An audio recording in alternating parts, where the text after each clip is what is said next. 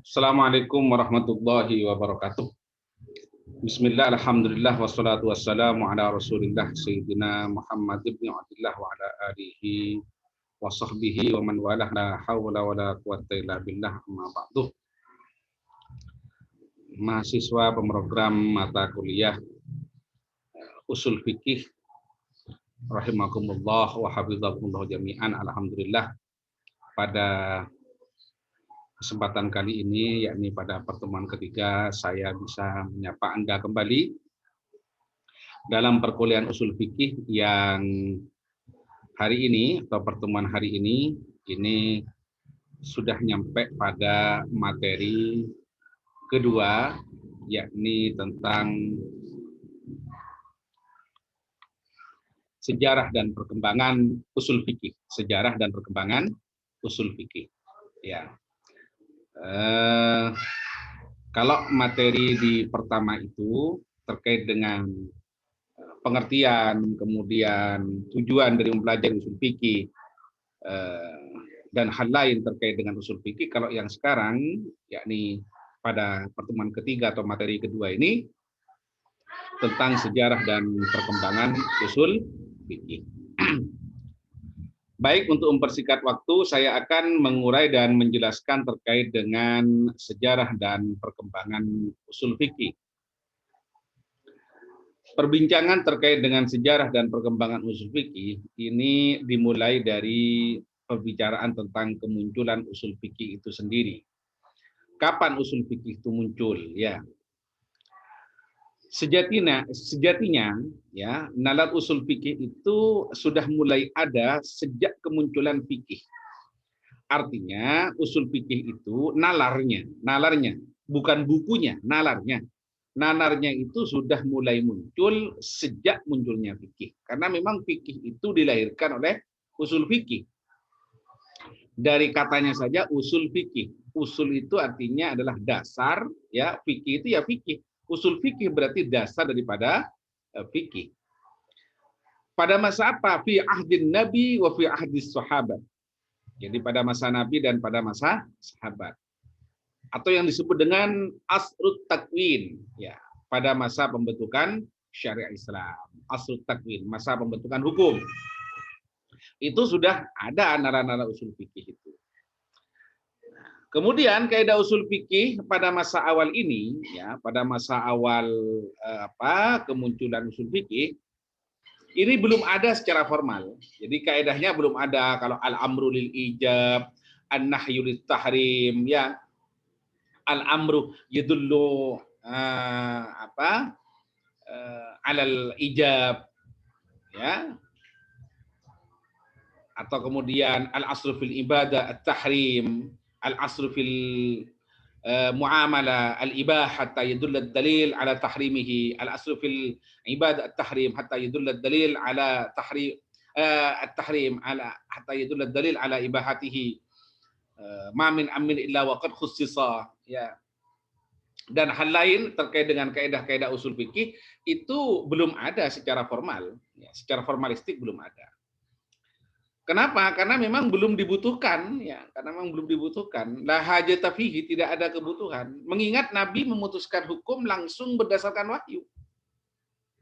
Pada masa sahabat juga demikian. Kenapa? Karena mereka orang-orang brilian. Jadi sahabat ini orang-orang brilian yang memiliki skill alami dalam mengistimbat hukum meski belum ada kaidah-kaidahnya. Belum ada al-amrul ijab, tapi naluri tentang mencetak hukum itu sudah ada. Kenapa? Karena memang sahabat-sahabat Nabi ini adalah orang-orang brilian, orang-orang cerdas. Seperti dikatakan ashabi kan nujum, sahabat-sahabatku itu ibarat bintang, bi ayyihim iktadaitum. Dengan siapa saja kamu kemudian mengikuti mereka, maka kamu akan mendapatkan petunjuk. Jadi memang generasi-generasi emas awal-awal Islam itu muncul, ya. Sabda Nabi yang lain, khairukum qarni tsummal ladzina yalunahum tsummal ladzina yalunahum. Masa terbaik itu adalah masaku, kata Nabi. Kemudian masa setelah aku dan masa setelahnya aku.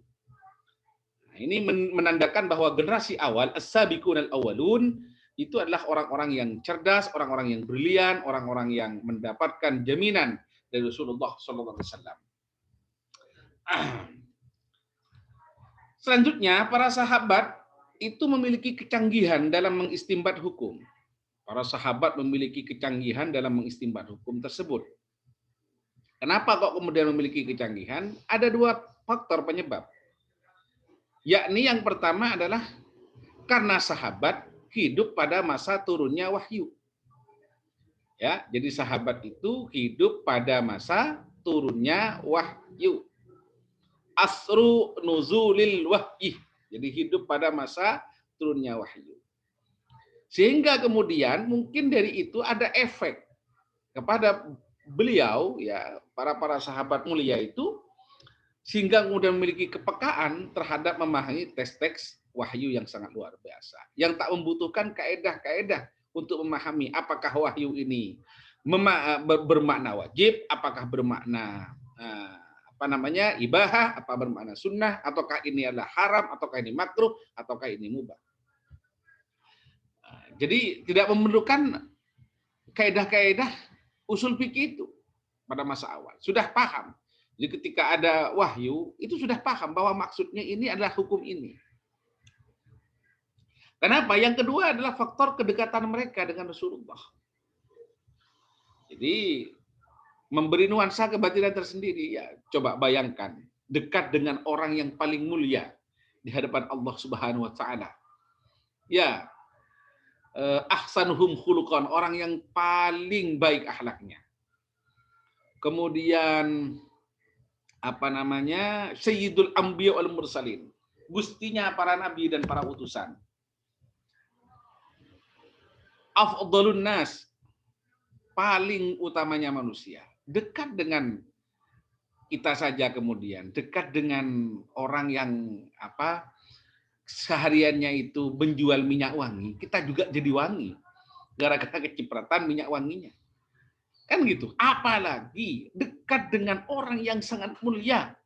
Bahkan Allah Subhanahu wa taala dalam satu hadis qudsi mengatakan, laulaka ya Muhammad ma khalaqtul aflak. Kalau bukan karena engkau Muhammad, maka aku tidak akan menciptakan alam dan seisinya ini. Ayo coba. Pas kemudian dekat dengan itu. Ini kan memiliki nuansa kepribadian tersendiri, ya. Mempengaruhi kecerdasan otak, kecerdasan akal, kecerdasan pikiran, ya, baik itu ainul basirah ataupun ainun nadhirah, ya. Mata hati atau mata pandangan, ya. Selanjutnya, ini yang menjadi bahasan yang kedua adalah asbabu fi nuzuli ilmi usul fikih. Jadi sebab-sebab turunnya atau lahirnya, atau asbabu ma yatawalladu usulul fiqhi bihi. Sebab-sebab yang menjadi terlahirnya usul fikih itu karenanya, ya. Usul fikih itu lahir karena ada beberapa faktor. Faktor yang pertama adalah semakin meluasnya daulah Islamiyah. Ya, negara Islam pada waktu itu atau kekuasaan Islam pada waktu itu meluas. Meluas mulai dari Jazirah Arab sampai ke Eropa, ya. Bahkan sampai kemudian ke Mongolia, ya. Bahkan ya sampai ke bumi pertiwi ini, ke Indonesia. Penyebaran ini memiliki konsekuensi logis terjadinya asimilasi dan akulturasi. Asimilasi budaya, akulturasi budaya Arab dan non-Arab, terjadi percampuran akhirnya, penggabungan dan semacamnya. Sehingga kemudian sementara teks-teks atau wahyu itu, nususus syar'iyah itu atau nususus syariah itu adalah berbahasa Arab, bilisanin arabiyyin mubin, baik itu Al-Qur'an ataupun Al-Hadis. Maka perlu ada kaedah-kaedah, ya. Sehingga kemudian orang yang di luar Arab bisa memahami bahwa ini maknanya adalah ke arah ini, kan begitu maksudnya. Kemudian semakin menjauhnya suasana kebatinan. Semakin menjauhnya suasana kebatinan, kehidupan nubuwah bersama Rasulullah Shallallahu Alaihi Wasallam. Jadi semakin menjauh suasana kebatinan, kehidupan nubuwah bersama Rasulullah sallallahu alaihi wasallam. Nah, karena ya semakin akhir kan, semakin akhir. Apalagi sekarang kita ini, jauh sekali, ya Allah, jauh. Tapi termasuk hebat kita ini karena masih yakin terhadap apa yang dibawa maja bihin Nabi Muhammadun sallallahu alaihi wasallam min imtitsalil awamir wa jitinabin nawahi. Kita masih yakin terhadap apa yang dibawa oleh Rasulullah berupa menjalankan perintah Allah dan menjauhi segala larangannya. Ini termasuk luar biasa. 1400 tahun yang lalu sudah kita masih memiliki keyakinan. Alhamdulillah, alhamdulillah. Ini adalah tamamun nikmah, kesempurnaannya nikmat kalau kita masih iman dan Islam. Semoga sampai husnul khotimah, amin ya Allah, amin. Kemudian perdebatan sengit yang terjadi, ini alasan atau faktor ketiga sehingga muncul usul fikih, yakni mujadalatu baina ahli ra'yi wa ahli hadis. Terjadi perdebatan sengit, ya. Perdebatan sengit yang terjadi antara kelompok tekstualis, ya, ahlul hadis yang berbasis di Madinah dengan kelompok rasionalis ahlul ra'yi yang berada di Irak. Ini yang kemudian menyebabkan ilmu usul fikih itu muncul, ya. Yang satu sisi itu terlalu tekstualis bahwa ayat ini atau hadis ini ya bunyinya begini sudah. Sementara di sisi yang lain itu mengedepankan sisi rasionalismenya gitu. Karena teks itu memang ketika dibiarkan begitu ya hanya seonggok tulisan, tidak memiliki makna. Tapi kalau kemudian dipahami dan pemahamannya ini kemudian dikontekstualkan dengan konteks-konteks yang ada sekarang, insya Allah apa yang diharapkan dari teks itu juga bisa diwujudkan, kan gitu. Kuncinya di dalam hukum Islam itu kan ada dua, yakni darul mafasid dan jalbul masalih. Menghindari mafsadat dan menghilangkan menarik masalah. Kebaikan ditarik, mafsadat dihindari, kan begitu. Terus kemudian terkait dengan kodifikasi usul fikih. Ada yang tanya kemarin, Pak, ini kodifikasi itu maksudnya apa? Kodifikasi itu ya artinya pembukuan usul fikih menjadi suatu buku. Ilmu usul fikih ini baru muncul pada abad kedua Hijriyah. Jadi baru muncul pada abad kedua Hijriyah. Kenapa demikian? Karena pada masa awal masih belum ada kebutuhan untuk mendalami seperti yang saya sampaikan tadi. Belum ada kebutuhan untuk mendalami ilmu ini. Kenapa? Karena Rasulullah selaku mufti dan pemutus persoalan hukum langsung mendapat bimbingan dari wahyu. Langsung wahyu yang membimbing. Tanpa harus menggunakan dasar-dasar min usulin, ya, la yahtaju min usulin wa qawaid istinbatin, ya. Tanpa butuh terhadap dasar-dasar metode pengambilan hukum dan kaidah-kaidah istinbatul ahkam supaya menghasilkan hukum. Langsung ada bimbingan dari wahyu. Contoh, ini hukumnya sholat apa wajib? Apa tidak? Langsung turun aqimus sholat. Oh, wajib. Hukumnya mengatakan kepada kedua orang tua ini bagaimana? Oh, haram. Langsung turun ayat. Wala takul lahuma uffin. Ya, berkata kasar misalkan. Wala takul lahuma uffin. Wala tanharhuma wa qul lahuma qawlan karima. Dan begitu seterusnya. Kemudian orang yang pertama kali mengumpulkan kaidah-kaidah usul fikih yang masih berserakan itu, masih banyak berserakan pada waktu itu. Sahabat-sahabat sebenarnya banyak teori-teori tapi belum terbukukan. Tabi'in juga gitu. Tidak ada bukunya, berserakan tidak ada bukunya, adalah Imam Abu Yusuf. Beliau adalah sahibu Imam Abi Hanifah. Sahabat Imam Abu Hanifah. Sahabat di sini bisa dimaknai adalah murid, ya, bisa dimaknai murid. Sekalipun tidak belajar langsung, tapi secara teorinya misalkan. Itu sudah disebut dengan sahibu suatu madhab misalkan. Namun demikian buku ini belum pernah sampai pada kita hingga sekarang. Belum ada ini. Buku yang dikumpulkan oleh Imam Abu Yusuf ini belum nyampe. Sementara orang yang pertama kali mengkodifikasi dan berhasil membukukan kaidah usul fikih menjadi satu kitab adalah Muhammad bin Idris Asy-Syafi'i atau yang dikenal dengan Imam Syafi'i. Bahkan beliau kemudian dikenal sebagai wadi'u hadzal ilmi, peletak dasar-dasar pertama kali tentang ilmu usul fikih. Ya, letak dasar wadi'u, wadi'u. Bukan khaliqu, bukan ja'ilu ya, pencipta atau pembuat, tapi disebut dengan wadi', peletak. Itu kalau dalam disiplin ilmu pengetahuan. Selanjutnya, aliran-aliran di dalam ilmu usul fikih. Dalam ilmu usul fikih itu ada banyak aliran, ya. Di antaranya ada ini dua ya, dua aliran, nanti saya rubah ini. Ini sebenarnya bukan 3 aliran tapi 2 aliran. Ya, ini bukan 3 aliran tapi 2 aliran. Yakni aliran mutakallimin sama aliran ahnaf. Jadi bukan 3 aliran tapi 2 aliran, aliran mutakallimin dan ahnaf. Apa bedanya? Kalau aliran mutakallimin itu dikenal dengan mutakallimin karena metode kajian usul fikih yang digagas bercorak ilmu kalam. Ada paham Mu'tazilah, orang Murji'ah, ada Khawarij, ada Syiah di dalamnya itu. Kemudian bercorak filosofis, falsafi, teoritis, dan argumentatif. Tanpa terikat terhadap hasil produk ijtihad mazhabnya. Ini kalau aliran Ahnaf, ya disebut Ahnaf ya karena memang digagas oleh ulama Hanafiyah. Metode ini juga disebut dengan metode fuqaha. Kenapa? Karena cara membuat kaedahnya didasarkan pada hukum-hukum fikih yang telah ditetapkan para imamnya. Ditetapkan oleh para imamnya. Jadi kalau mutakallimin itu tak terikat terhadap produk fikih para imamnya, tapi kemudian langsung buat kaedah, ya, dan diturunkan kepada kasus-kasus tanpa terikat pada kasus yang lain. Sementara kalau Ahnaf itu kasus dulu, dari kasus-kasus yang sudah dihasilkan oleh para imam mazhabnya itu kemudian dibuat kaedah. Terbalik ya. Metode penulisan kitab usul fikih. Ada metode mutakallimin, ya. Ada metode Ahnaf, ada gabungan, ada tahrijul furu', ada metode ardul usul ilal maqasid.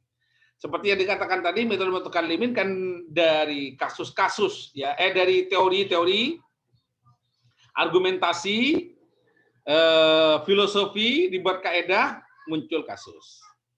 Seperti kitab Ar-Risalah, Imam Syafi'i, Al-Mu'tamad, Lil Basri, Al-Mu'tazili, dengan orang Mu'tazilah ini. Ya karena mutakallimin, ya orang Mu'tazilah juga masuk. Al-Burhan, Lil Imam Al-Haramain, guru daripada Imam Al-Ghazali, dan Al-Mustasfa lil Imam Al-Ghazali Hujjatul Islam Abu Hamid bin Muhammad Al-Ghazali. Kemudian ada metode Ahnaf. Ya, metode Ahnaf ini seperti tadi itu dari kasus-kasus yang sudah dihasilkan oleh para imamnya, kemudian dimunculkan satu kaedah. Ya. Seperti kitab Al-Usul lid-Dabusi, Al-Usul lil-Bazdawi, Risalah fil Usul lil-Qarqi, dan Al-Fusul lil Jassas, dan kitab Al-Fusul lil Jassas, ya. Kemudian ada metode gabungan. Metode gabungan, ya.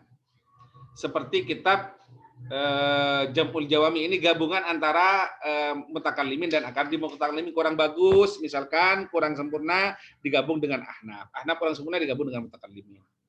Seperti kitab Jam'ul Jawami. Nah, ini pelajaran wajib di Ma'had Ali Likismayil Fikhi wa Usulihi, ya, di Pondok Pesantren Salafiyah Syafi'i Sukoharjo Pondok ini menjadi kitab wajib. Yang mengampu kitab ini hanya satu di Sukoharjo itu, yakni Al-Alim Kiai Haji Afifuddin Muhajir, ya. Karangan Doktor atau karangan Syekh Tajuddin As-Subki, Jamul Jawami ini. Nah, banyak Jamul Jawami. Ada Isyadul Fuhul li Syaukani, ada usul fikih Islami lil Wahbah Zuhaili. Ya, ini ulama kontemporer, ya. Kemudian ada metode tahrij furu'. Metode tahrij furu' ini artinya dari kasus-kasus itu kemudian ditahrij, dikeluarkan satu kaedah. Seperti tahrijul furu' alal usul lil Zanjani. Ada al-qawaid al-fawaid libni Lahm al-Hambali, ya. Kemudian ada metode ardul usul, jadi memaparkan kaedah khilal al-maqasid, tapi juga disela-selai dengan maqasidus syariah. Seperti al-muwafaqat, karangannya Imam Asy-Syatibi. Itu beberapa yang bisa saya sampaikan terkait dengan sejarah perkembangan usul fikih, ya, mulai dari siapa kemudian peletak dasar ilmu usul fikih, terus kemunculan usul fikih itu kapan, kemudian kitab-kitab yang telah dikarang dan metode-metode di dalam pengarangan atau kemudian membuat karangan kitab-kitab itu sudah saya paparkan. Bila mana ada yang perlu dipersoalkan dan dipertanyakan, silakan tanyakan di forum diskusi yang saya buat di Learning Management System YN Jember. Sekian, terima kasih dan semoga manfaat dan barokah. Ilahuna wal afa minkum wallahu muwaffiq ila aqwamit thoriq. Wassalamualaikum warahmatullahi wabarakatuh.